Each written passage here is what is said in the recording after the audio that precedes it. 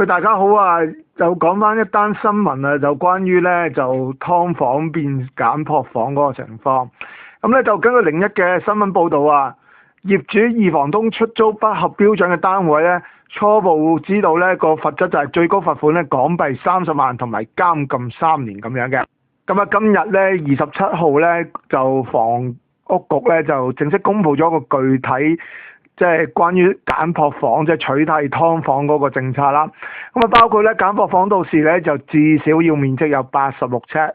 樓底咧要達到2.3米高，必須要有窗戶同埋廁所咁樣。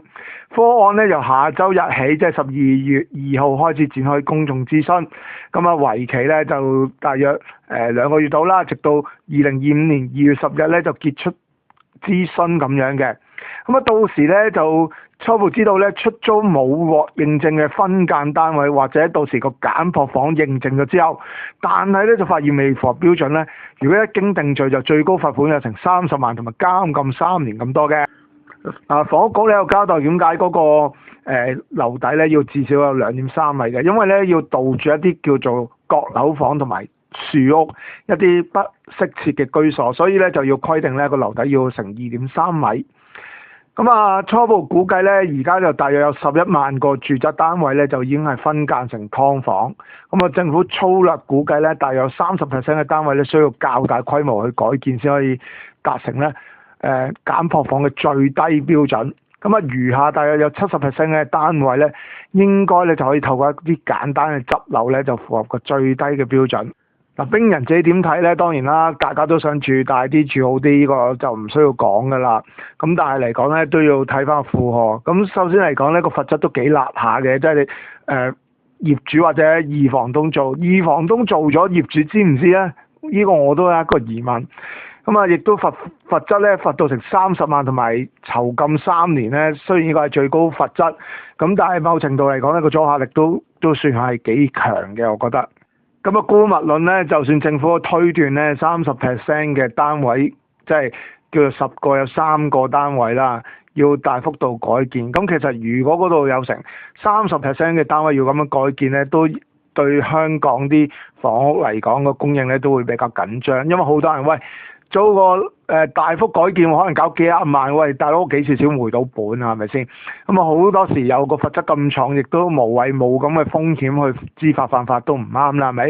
咁所以好多業主咧都曾經喺啲傳媒啊嗰度報道過咧，就話如果真係到時要改建咁大幅度改建咧，就寧願唔租。唔搞劏房，唔搞簡樸房，咁當然啦，就即係變咗個供應就緊張咗。咁原本已經係供應掹掹緊，咁變咗個供應緊張喺個供求定律方面嚟講咧，就一定咧就會將個租金咧就推高嘅。咁當然啦，呢個就等政府睇下有冇咩解決方案措施啦。但係嚟講咧，如果到時簡樸房咧供應緊張，咁變咗將個基本租金推高咧，咁其他私營市場嘅單位咧，理論上因為多咗人，喂，原本我10個人有10個家庭有10間房租，而家10個家庭得返可能5間6間，咁啊變咗點啊？有幾個人租唔到就一係就價高者得嘅啫，呢個市場定律。咁啊好多時咧就有啲人其他可能話，喂，既然簡樸房咁貴，我不如租間屋。咁租屋咧，咁啲業主都唔係傻噶嘛，咁租嗰啲就又會推高個價，即係變相咧預計啦嚇，我兵人自己預計咧喺嗰個地產市場個租務市場咧，一定個租金會推高，咁啊會對即係好似講我哋呢啲咁嘅升斗市民咧，一定製造咗一啲壓力噶啦。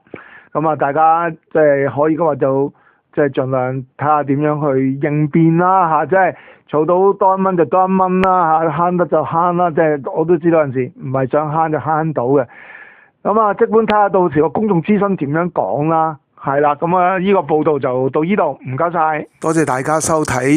聽兵人生活嘅頻道。如果大家可以嘅話咧，歡迎大家留言、點讚、轉發，記得訂閱，撳埋個人化鐘仔，可以喺網上揾到 YMS25咧就揾到我嘅片啦。下條片再見，拜拜。